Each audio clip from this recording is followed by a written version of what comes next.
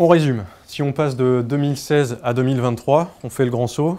Donc, il nous faut donc 7 ans pour grossir de 4%, alors qu'il a fallu juste un an en 2016 pour grossir de 4%.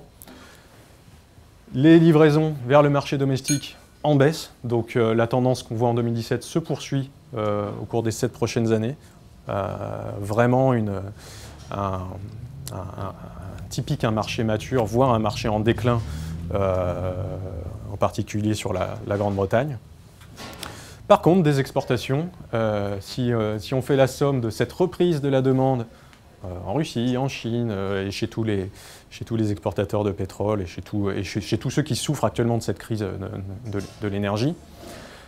Et si on continue avec le potentiel additionnel du premium, avec ces nouveaux modèles premium ajoutés en Europe, avec du potentiel à l'exportation, on arrive à ce résultat où au final, on a une vraie antinomie entre, comme on l'a eu entre 2009 et 2012, une vraie antinomie entre le comportement de la demande domestique et la production en Europe.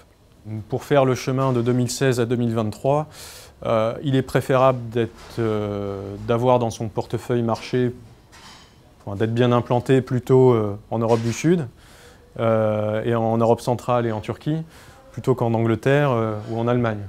Donc en d'autres termes, aujourd'hui, il vaut mieux être français ou italien que d'être un Ford ou un Opel ou un Volkswagen.